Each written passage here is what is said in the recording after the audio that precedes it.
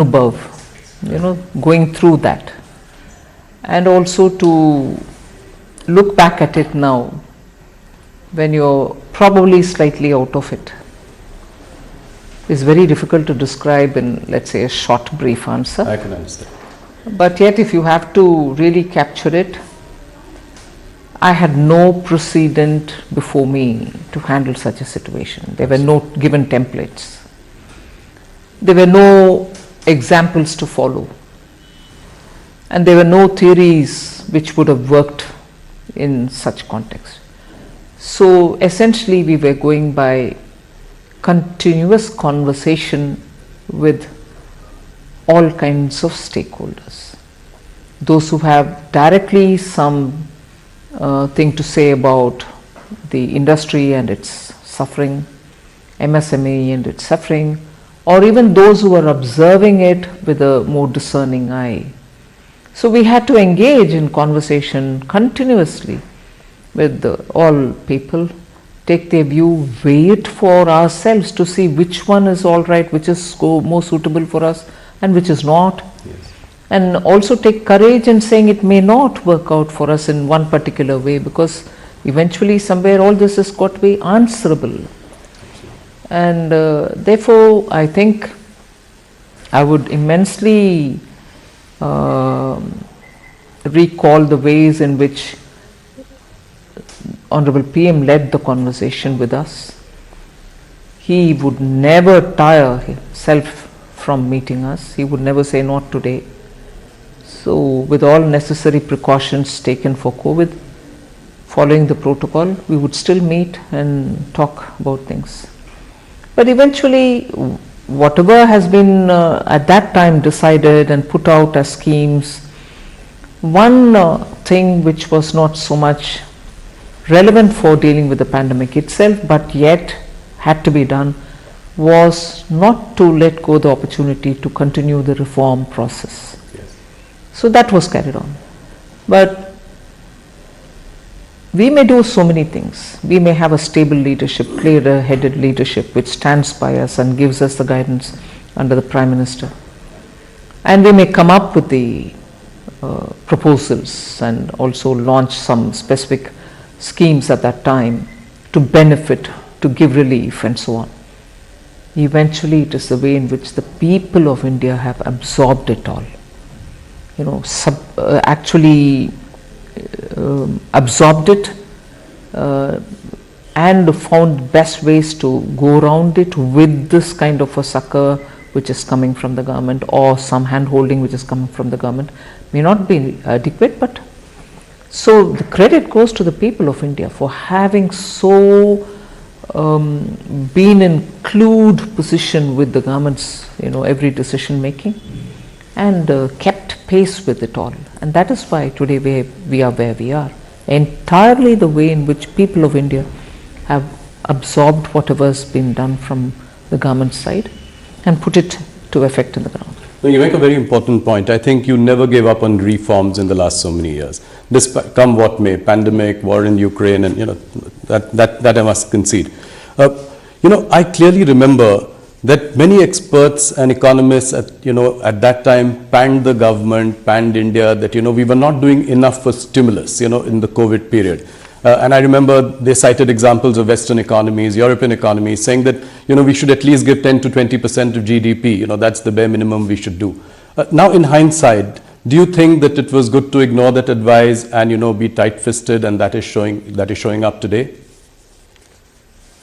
Yes, that is why in answering earlier your question, we had to do our homework for every such input which came in at that time. Why? We could have always said, no, this is what appeals to us, and we would have gone ahead. No, but we had to consider every such advice which came in, and also go through the depths of what it would mean, how will it be executed, whether it can really bear the results and so on, only because whether we choose one way or not, we should know why we have not chosen a particular way and be able to justify saying, our understanding was this and that's why we didn't take it. Today I have the advantage of looking back at it and say, Good that I didn't take it because the results would have been very different. But the fact remains that we went through every one of the suggestions with equal open-mindedness and rigor.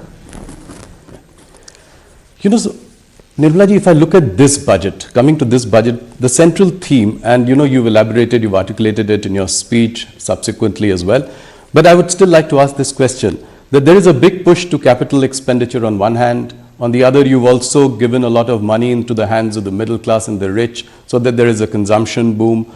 You know, all this while keeping the fiscal discipline in place, you know, as you had promised. 5.9%, so that's giving some comfort to everyone.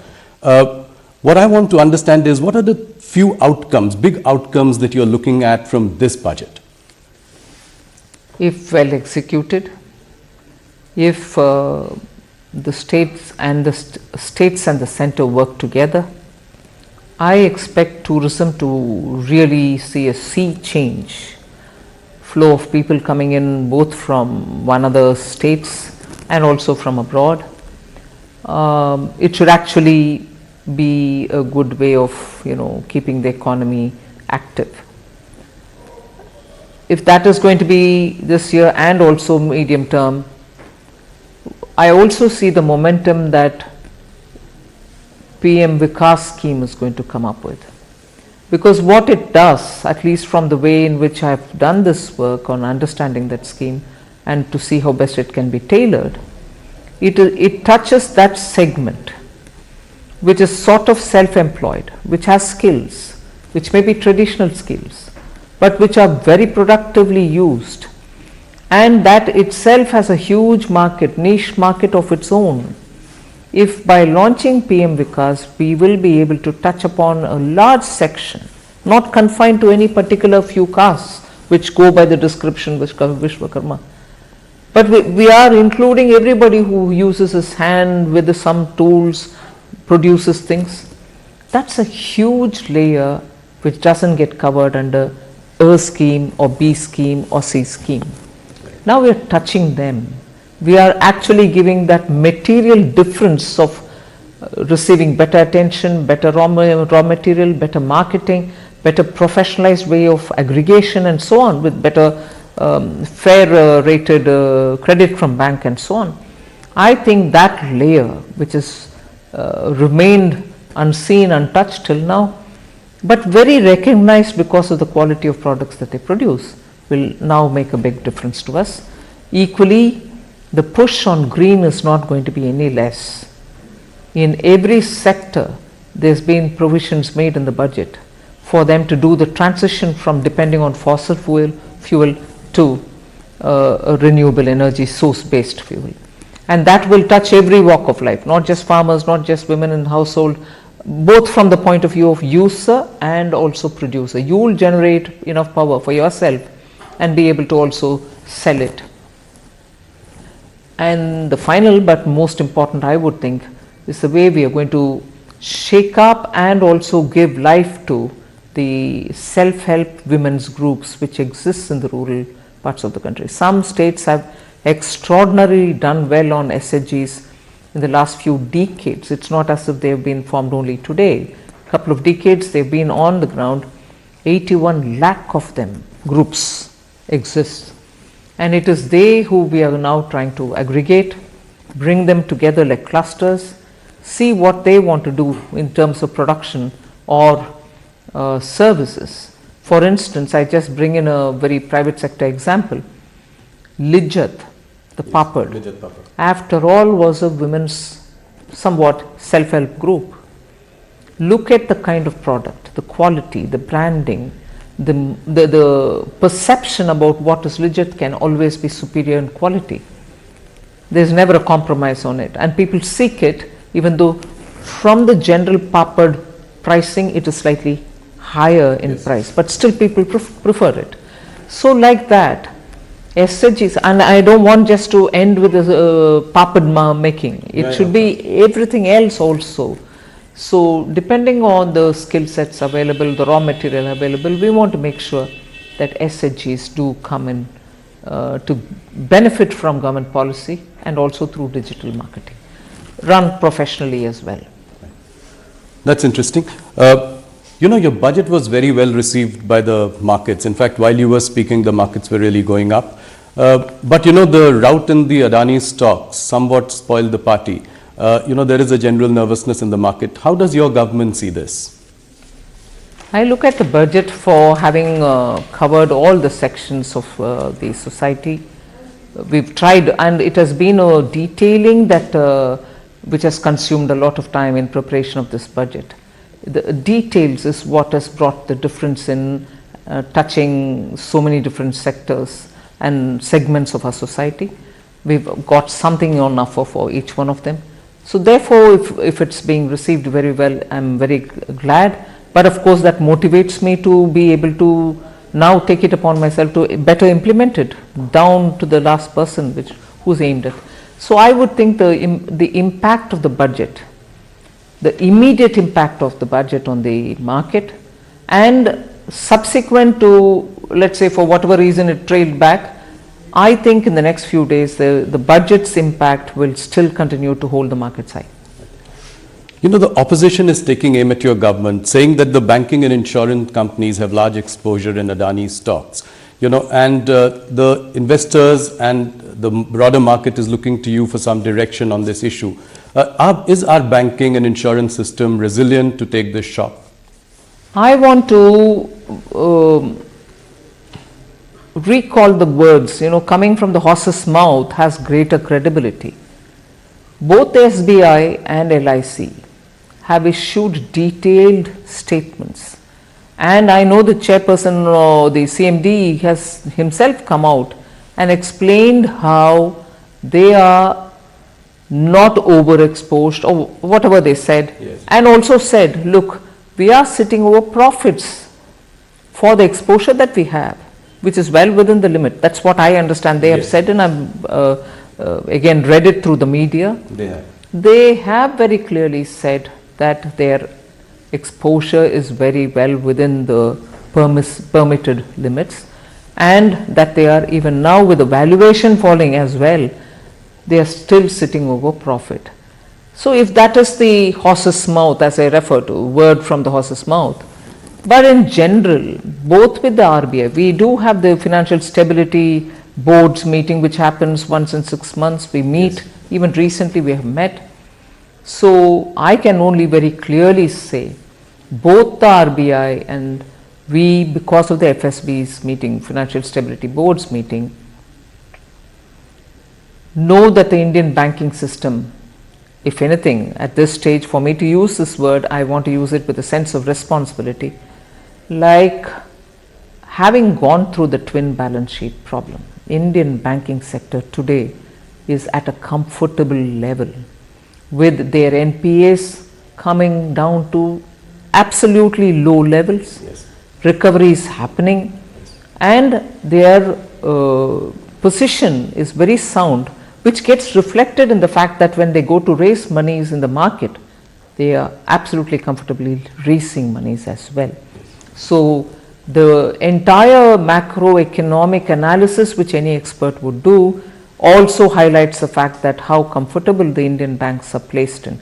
That cannot be that if they are at risk. Some of the global investors as well, as a knee-jerk reaction, seem to have pulled out some money in the last couple of days. Some have put, fresh investments on hold. What would your message be to the global investors? India remains as before an absolutely well-governed, stable government, and also very well, regulated financial market. And as a result, I think the investor confidence which existed before shall continue even now. Our regulators are normally very, very stringent about certain governance practices, and therefore they should, one instance, however much talked about globally it may be, I would think is not going to be indicative of how well Indian financial markets are governed. So many lessons have been learned over the decades, and therefore I think our regulators have kept our market well in prime and prim condition. Thank you. That's very reassuring coming from the finance minister. Let me move on to the next question around the budget, and this is to do with the economy. Is the current recovery due to pent-up demand, or do you think that this will be sustained?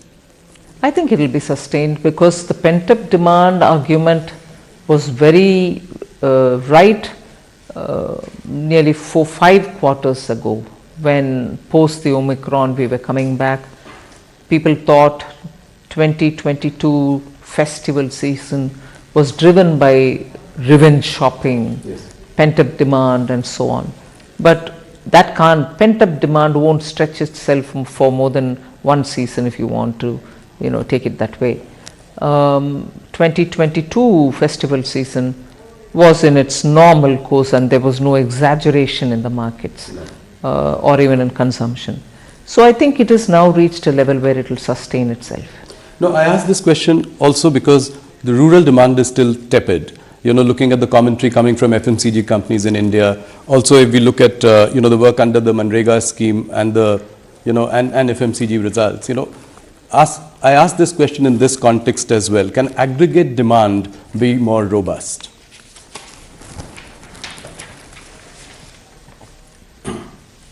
I'm sure you observe the Indian economy as well, yes, in all its great detail. Demand doesn't remain stable, and then it doesn't remain only going upward. It does come down sometimes and does go up some other times. In fact, at that time, during the pandemic, even during the lockdown, most of us felt the rural demand is very high, and what could explain it? We thought that the farm outputs were very good, and as a result they were having quite a few money in their hand, and therefore they were able to sustain it. So that happens soon after the harvest. But rural demand even today, in terms of the people who are in the farm equipment manufacturing areas, are quite comfortable with what is going on in the rural market. It's not as if demand has affected them. So people are purchasing equipments to do their tilling or farming activities. That's one. I'm not just talking about tractors, but even the other equipments which go in. One. And second, also rural demand, which is FMCG related or your daily consumption related items. Your GST revenues, whilst I don't want to say that revenue GST going up is purely on rural, it may be urban and rural, but it means that it cannot be maintaining a sustained level if one of the segments, rural or urban, really fall down drastically.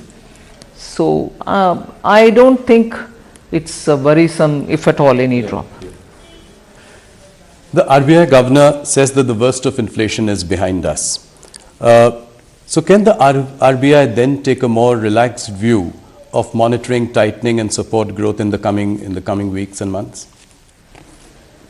Well, I realize that if I do comment, it will look as if I'm guiding the RBI or anything like that. No, broadly speaking. But I suppose, yes, the way in which inflation has come down, both by RBI's action and by the government's action, and the government's action has been steady and at it for some time. So I expect, since the fall in the inflation, it doesn't seem to be just a momentary or a 1 month affair. It should sustain itself in the process of coming down, and therefore they should, and you're right, therefore there shouldn't be that much pressure on the central bank to keep the pace of increasing the rates. But the MPC will take a call. Of course. Any concern that you feel is there because of the twin deficit problems?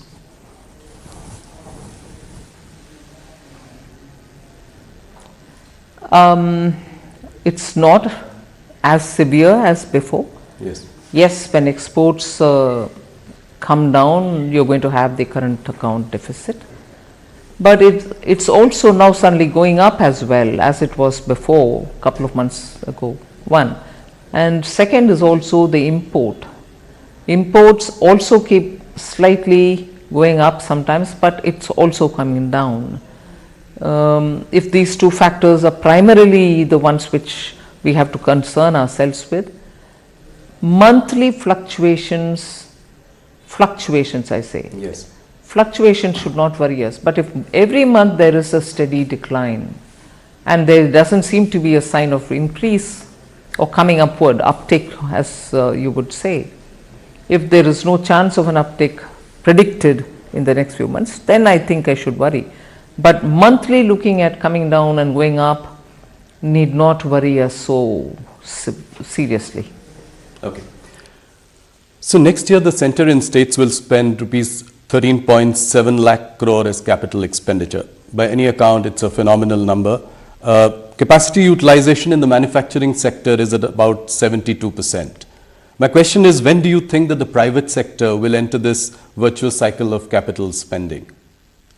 They are in it already, I would think. There has been a minor uptick. But I've been explaining this. I'm not sure if industry is explaining it as much, but I read it.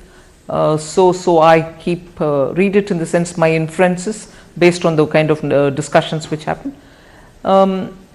India's industry, the old India industry as well as the new, which is the IT related industry, software and so on, both old India industry and this are transitioning also with the energy related matters, are transitioning also in the way in which their shop floors are operated. So the investment that they make is not to create one more unit of what they already have. The investment that they have to make, and therefore the conscious decision that they have to take, will now also look at not just expanding existing capacity the way it is, but also looking at bringing high technology, Web3, robotics, 3D printing and so on. So that together with moving towards more renewable energy use, making a green product of what they are making. For instance, steel industry is facing huge barriers in Europe. Now, their business of having to invest and expand now would be not to just produce more steel, but to produce green steel. So the investment there has three new dimensions which have never been into consideration earlier. Invest and produce green, produce also with the efficiencies of technology. So all this when comes into play, when your decision making is being done, does take time and more resources. So I would want to give that advantage for India's private sector, that yes, their process is going to be somewhat more complicated in terms of taking the decision, but I think the atmosphere is conducive for that on all grounds, technology, green and so on. I'm kind of curious that while you've given a boost to capital expenditure and increased outlay to PM Awas Yojana, you've also cut the Manrega budget by almost 33% or 30,000 crore. Why have you done that? Actually, the answer lies in your own question. Okay. PM Awas Yojana is also to be done by workers in the area, rural area, who normally would have gone for, let us say, in the absence of this, would have gone for Mahatma Gandhi Rural Employment Guarantee Scheme. Right. That's one answer, because even this has got to be done by people in the rural areas who are looking for jobs, just as Jal Jeevan Mission also goes through rural works. So they have these opportunities as well, which are coming not in a small incremental change, 6% increase, 79,000 crores for PM Awas, and also Jal Jeevan also getting a huge allocation. So these two also are there along with them. Second, Manrega is a demand driven scheme. The more people come saying we want the job, we give them the work.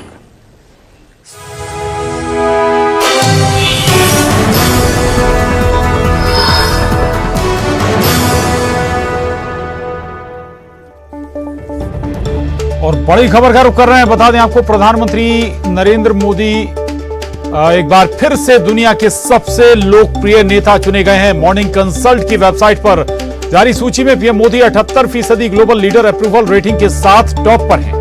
उन्होंने अमेरिकी राष्ट्रपति Biden, Britain के प्रधानमंत्री ऋषि सुनक समेत 16 देशों के दिग्गज नेताओं को पीछे छोड़ दिया है।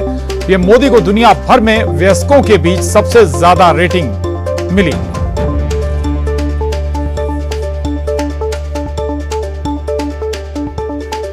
बड़ी खबर रायपुर से। सीएम के काफिले में अब टोयोटा फॉर्च्यूनर शामिल की गई। सीएम की गाड़ियों के लिए खास नंबर BB0023 दिया गया है। बीबी मतलब भूपेश बघेल, 0023 सीएम की जन्म तारीख। रमन सरकार में जो गाड़ियां खरीदी गई थी उन्हें हटाया गया है। करीब 5 साल ये गाड़ियां चल चुकी हैं। और अब देखिए 20 मिनट में 20 बड़ी खबरें।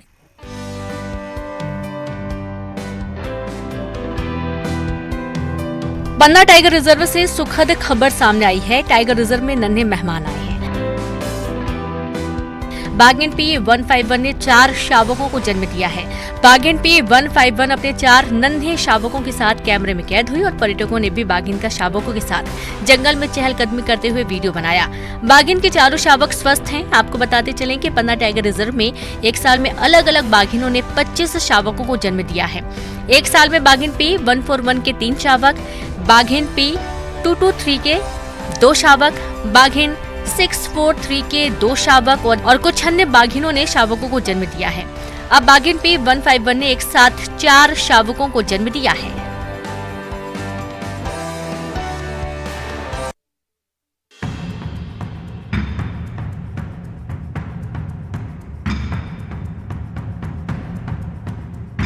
छत्तीसगढ़ के गांवों में हाथी भालू के बाद अब खूंखार तेंदुए की दहशत फैली हुई है।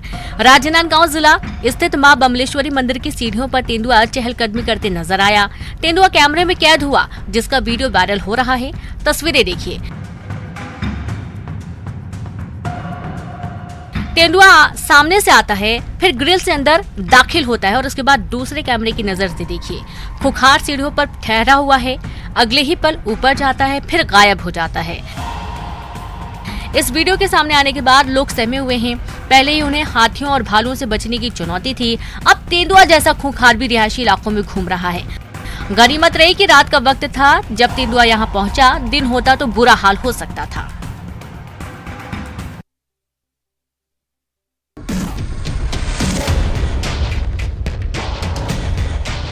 छत्तीसगढ़ के जशपुर में हाथी लगातार उत्पात मचा रहे हैं। पत्थलगांव वन परिक्षेत्र में हाथी पिछले कई दिनों से डेरा जमाए हुए हैं। न सिर्फ डेरा जमाए हैं बल्कि गांव में तबाही मचा रहे हैं। तस्वीरें देखिए हाथियों के कहर की।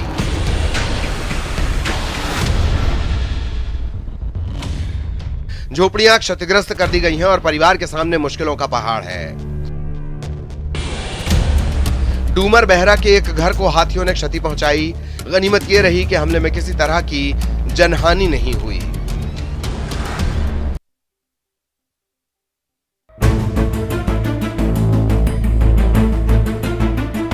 छत्तीसगढ़ के सक्ती जिले में हाथी तबाही मचा रहे हैं। ग्राम भालूडेरा में हाथियों ने कहर बरपाया है। करीब 12 हाथियों के झुंड ने गांव में घुसकर एक युवक को कुचल दिया। हाथी के हमले में युवक बुरी तरह जख्मी हो गया है। ग्रामीणों ने उसे नजदीकी अस्पताल में भर्ती करवाया। यहां से उसे बिलासपुर सिम्स रेफर कर दिया गया। इस खबर के बाद आसपास के गांव के लोग दहशत में हैं। वन विभाग को इसकी सूचना दे दी गई है। सूचना के बाद वन विभाग की टीम गांव में मुनादी करा रही है। जिला प्रशासन ने आसपास के कई गांवों में अलर्ट जारी किया है। लोगों से सतर्क रहने की अपील की गई है।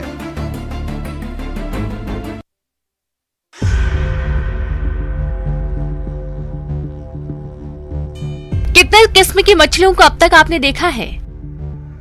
जवाब काफी सारे, लेकिन क्या आपने देखा है स्क्रीन पर दिख रहे इस मछली को? जिसने भी देखा हैरान रह गया। छत्तीसगढ़ के मरवाही के लोहारी गांव में विशेष प्रजाति की मछली देखने को मिली। मछुआरे जब तालाब से मछली निकाल रहे थे, इसी दौरान उनके जाल में एक बिल्कुल अलग तरह की मछली फंसी। मछली दिखने में काफी आकर्षक है। उसका रंग और बनावट बाकी मछलियों से काफी अलग नजर आ रही थी। ग्रामीण इस मछली को मरवाही लेकर पहुंचे, जहां उन्हें प्रशासन ने फिर से तालाब में छोड़ देने की सलाह दी। विशेषज्ञों ने बताया कि ये एक प्रकार की समुद्री सकर माउथ कैटफिश है जो तालाब में नहीं पाई जाती।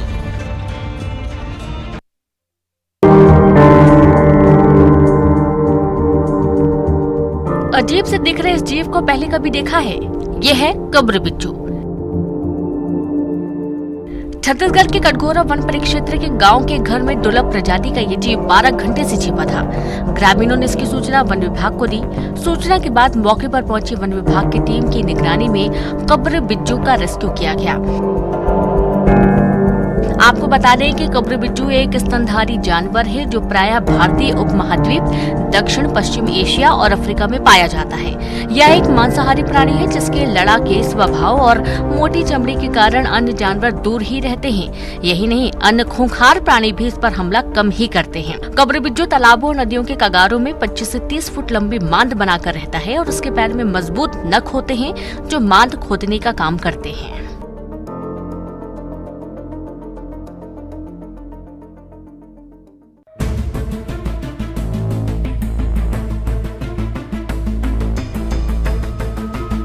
अंबिकापुर के कोतवाली थाना इलाके में ऑटो चालक ने पुलिस के साथ मारपीट की। मारपीट का वीडियो सोशल मीडिया पर जमकर वायरल हो रहा है। मारपीट के आरोपी दिव्यांग ऑटो चालक को पुलिस ने गिरफ्तार कर जेल भेज दिया है। दरअसल चांदनी चौक के पास तेज रफ्तार ऑटो चालक ने एक युवक को जोरदार टक्कर मार दी थी। ये घटना सीसीटीवी में कैद हो गई। ग्रामीणों की सूचना के बाद पुलिस मौके पर पहुंची। कोतवाली पुलिस ने इस युवक को पकड़कर थाने ले जाने की कोशिश पुलिस कर रही थी और तभी आरोपी पुलिस के जवान के साथ हाथापाई करने लगा। उसे किसी तरह थाने लाया गया। आरोपी पर मामला दर्ज कर पुलिस आगे की कार्रवाई कर रही है।